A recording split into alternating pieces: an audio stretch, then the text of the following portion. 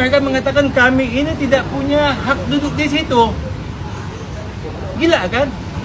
Kami ini kuasa hukum mereka dikatakan tidak punya hak duduk di situ untuk nego dengan mereka. Kabar duka kembali datang dari dunia hukum, bukan soal pasal baru, bukan juga soal putusan besar, tapi kabarnya soal surat kuasa yang lupa di-upgrade.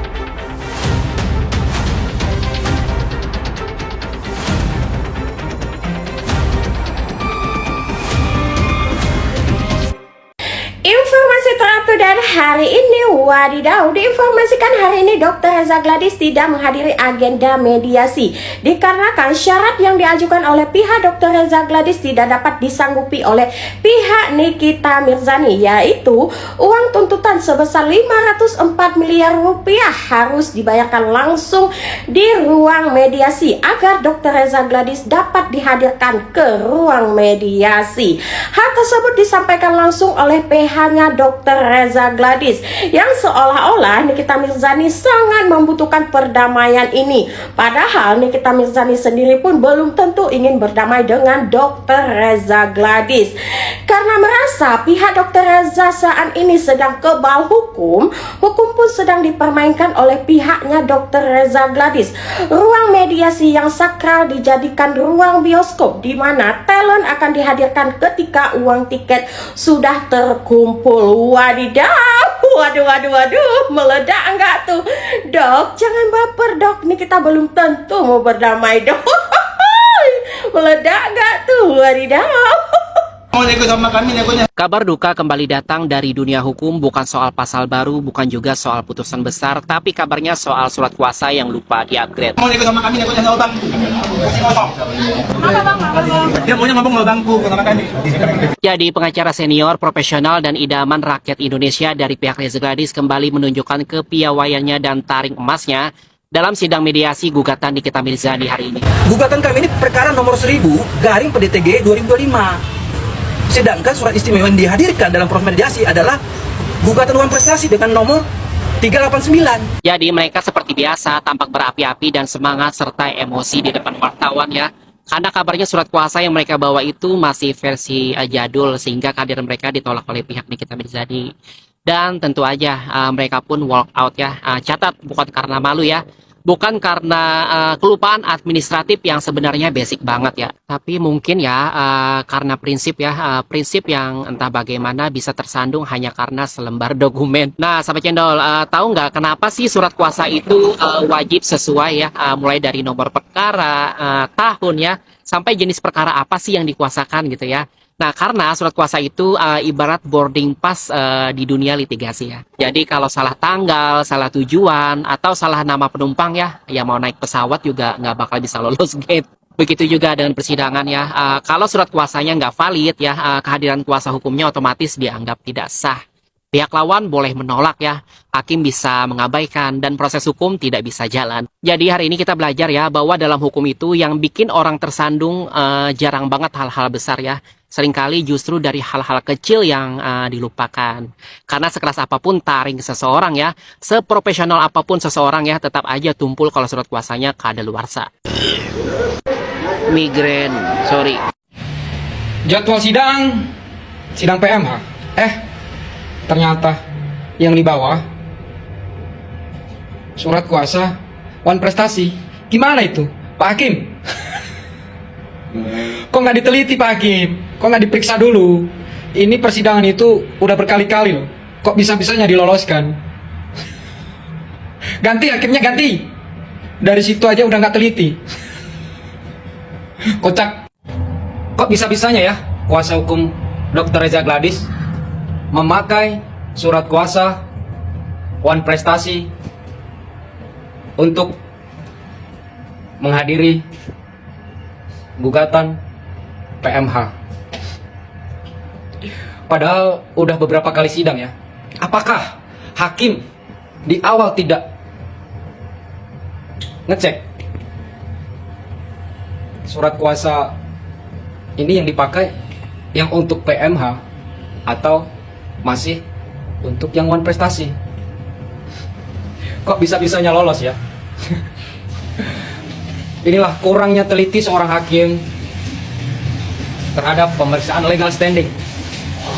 pengacara Dr. Reza Gladys. Ternyata setelah beberapa kali sidang, baru hari ini diketahui yang dipakai surat kuasa di PMH ternyata surat kuasa yang untuk gugatan wan prestasi. Kan nggak boleh sebenarnya itu. Kocak ya. Kita dipertontonkan kecerobohan dan kurangnya teliti seorang hakim di kasus Nikita Mirzani. Konyol. Mereka mengatakan kami ini tidak punya hak duduk di situ. Gila kan? Kami ini kuasa hukum mereka dikatakan tidak punya hak duduk di situ untuk nego dengan mereka. Kami dianggap apa? Makanya kami langsung keluar. Yang dibahas itu puasa. Kalau puasa yang dibahas, kenapa detik ini dibahas puasa? Kenapa tidak mulai bulan lalu dibahas? Ini sidang sudah berjalan. Mediasi sudah berjalan, puasa sidang sudah berjalan. Semua media tahu kan ini berjalan sidang mediasi, semua tahu ya. Kenapa detik ini baru ditanya surat puasa? Pada saat kami menyerahkan surat kuasa di awal, silakan mediator mengatakan silakan periksa. Tidak diperiksa. Tapi karena tidak mampu mendatangkan prinsipalnya, surat kuasa kami bertanyakan. Hanya modus. Makanya kami mengambil sikap, kalau dia tidak mau mediasi dengan kami, silakan dengan kursi kosong dia mediasi, nggak apa-apa. Jangan dibikin modus. Kalau mau mediasi, ayo mediasi, tapi jangan surat kuasa baru detik ini diperiksa.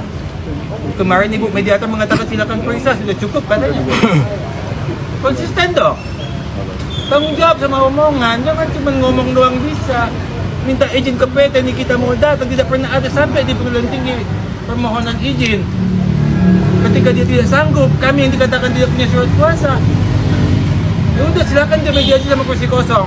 Kita lihat hasilnya. Mudah-mudahan kursi kosong ngasih uang ke dia. Ya, mungkin teman saya mau nambahin. Saya tambahi ya. Dari awal ini kan perkara nomor 1000 ya. Semua tahu ini perkara perdata nomor 1000. Nah, tadi itu dipertanyakan nomor perkara nomor 1000. Nah, Ibu mediator udah jelas perkara nomor 1000 itu ada di pokok perkara. Kami hanya melakukan mediasi.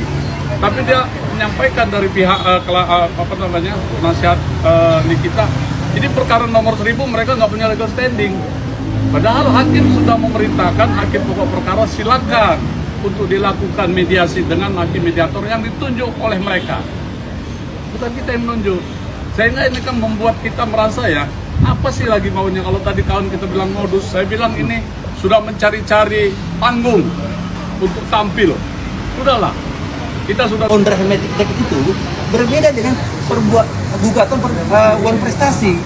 Nomor perkaranya berbeda. Gugatan kami ini perkara nomor 1000 garing PDTG 2025. Sedangkan surat istimewa yang dihadirkan dalam proses mediasi adalah gugatan wan prestasi dengan nomor 389. Kan berbeda nomornya. Nah, oleh karena itu saya kira kan kita ini sebagai lawyer, sebagai advokat kan bertindak berdasarkan legal standing, surat kuasa.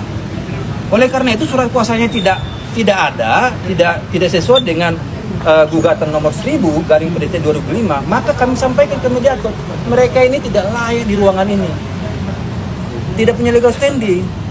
Nah, sehingga mereka keluar minta ini out kayak ini, keluar ruang mediasi. Itu yang terjadi. Iya, all out ya. Iya. Jadi itu yang terjadi. Ini sebenarnya dari awal kan sudah tahu nih. Wah, ini kenapa surat kuasa istimewa ini perkara nomor perkaranya berbeda. Ini kan yang kita sedang ini mediasi kan perkara nomor 1000. Perbuatan melawan hukum, bukan perkara 389 wan prestasi. Karena perkara 389 wan prestasi sudah dicabut resmi. Gitu loh. Jadi kami bukan mengada-ngada, kami bekerja berdasarkan fakta dan berdasarkan legal standing. Legal standing apa? Surat kuasa kami sesuai dengan nomor perkara.